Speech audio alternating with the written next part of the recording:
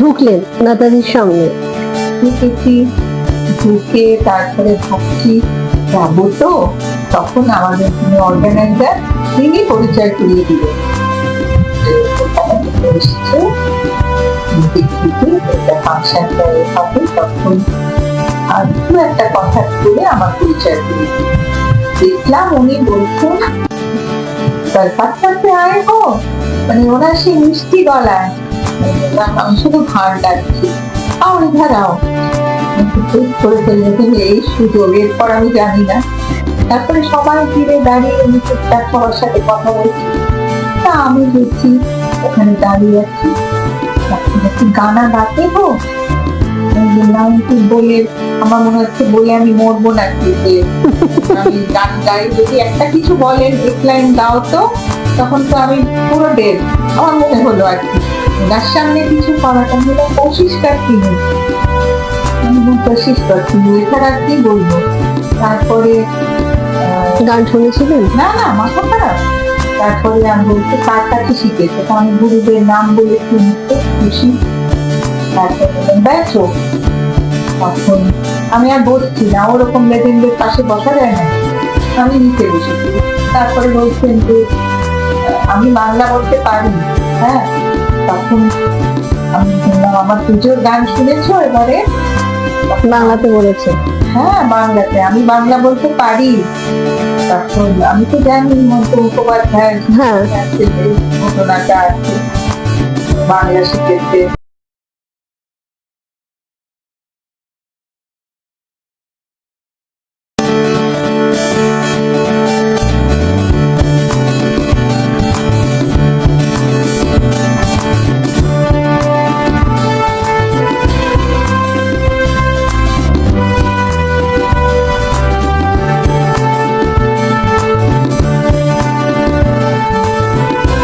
এই সৌভাগ্য সবার হয় না, একদমই তাই।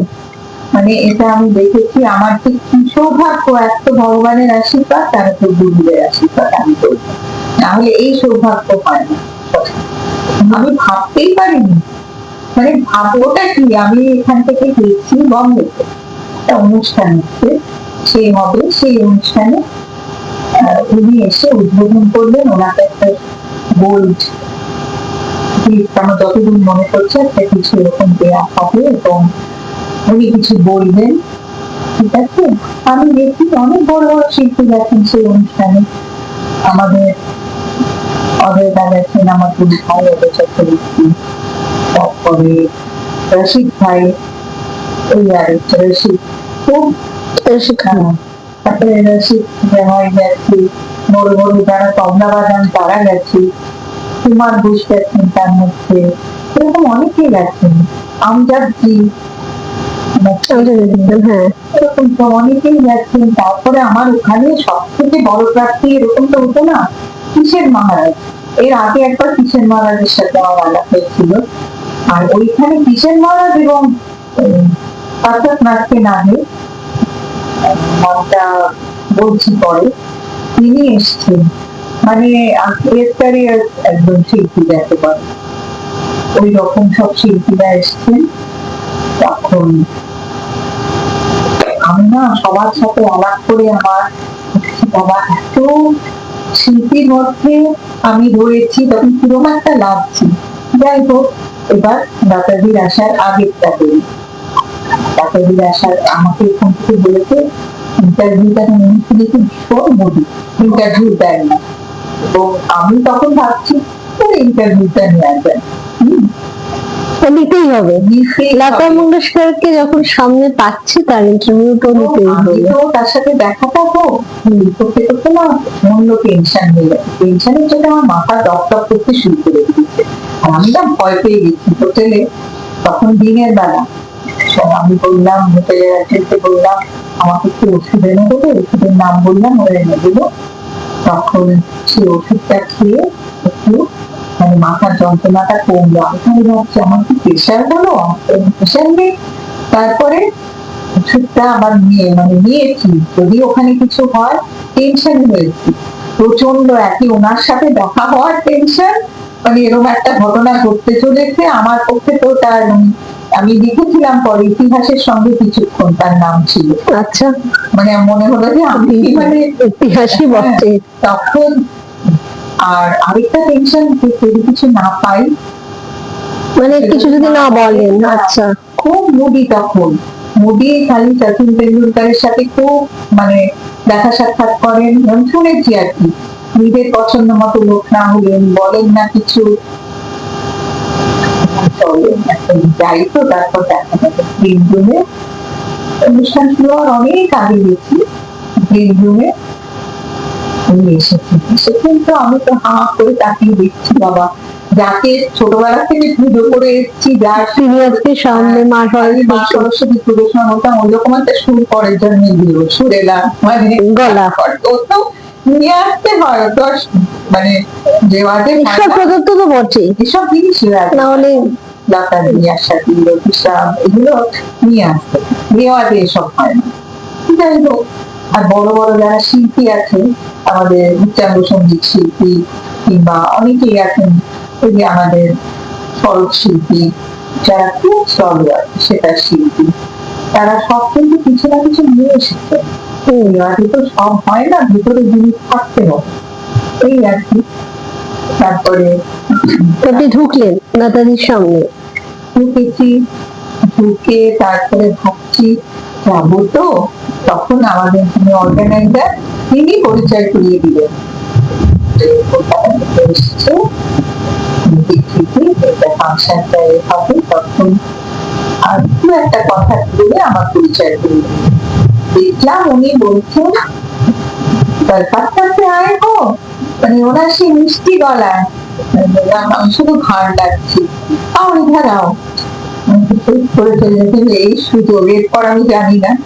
তারপরে সবাই ফিরে দাঁড়িয়ে উনি তার সবার সাথে কথা বলছি, তা আমি বলছি ওখানে দাঁড়িয়ে আছি, একটু গানা গাতে হো, আমি বললাম কি বলে, আমার মনে হচ্ছে বলে আমি মরবো নাকি, যে আমি গান গাই, যদি একটা কিছু বলেন এক লাইন গাও তো, তখন তো আমি পুরো ডেড, আমার মনে হলো আর কি ওনার সামনে কিছু করাটা হলো কোশিশ করতে হই, কোশিশ করতে হই, এছাড়া আর কি বলবো।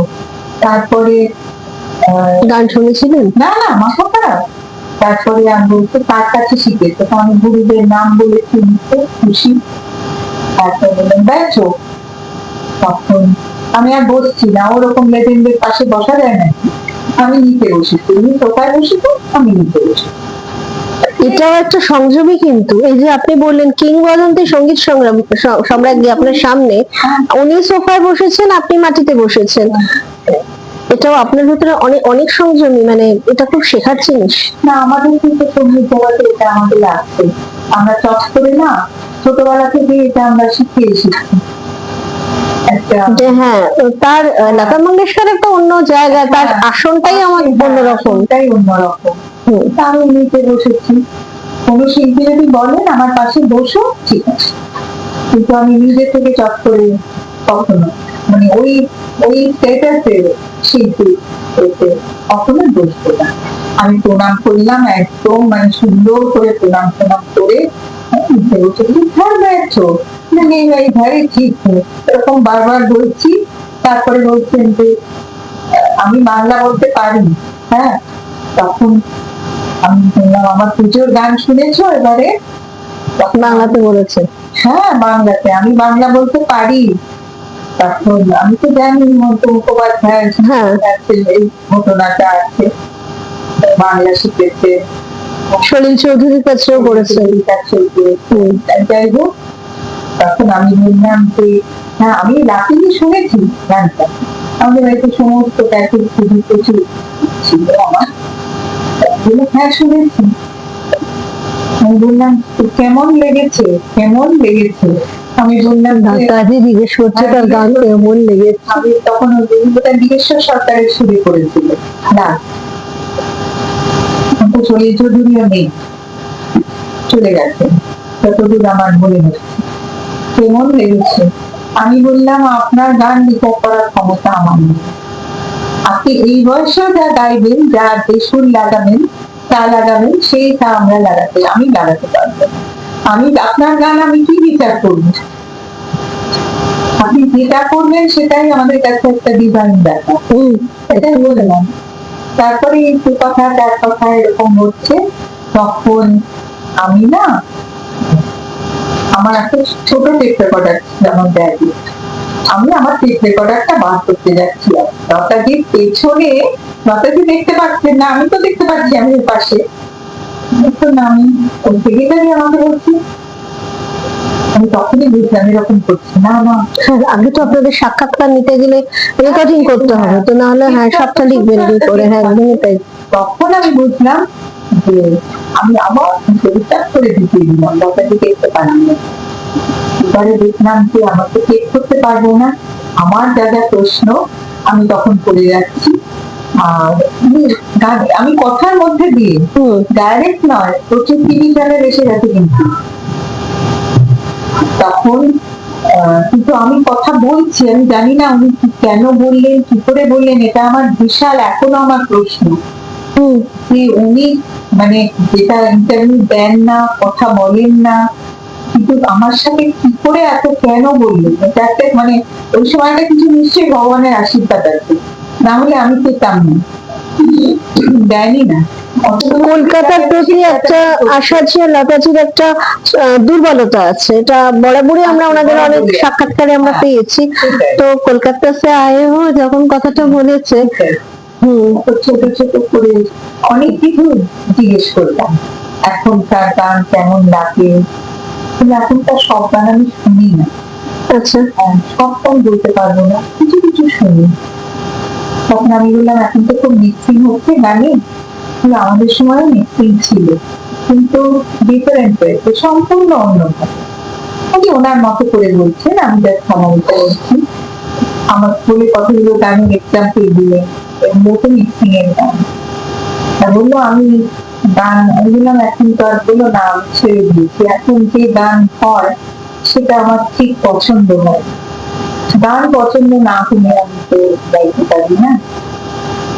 আমার জামানায় আমি যেসব গান গেয়েছি, আমরা সব রকম গান গেয়েছি, ক্যাবারে গিয়েছি, ক্লাসিক্যাল গান প্রচুর গেয়েছি, রোমান্টিক গান গেয়েছি, মিক্সিং এর গান গেয়েছি, সেরকম মিউজিক ডাইরেক্টরও ছিলেন, কিন্তু এই গান আমার ভালো লাগে না, আমি সেই জন্য সব গান শুনি না, আমি খুব গাইতে পছন্দ করি না, আমি আস্তে আস্তে সরে এরকম আর কি।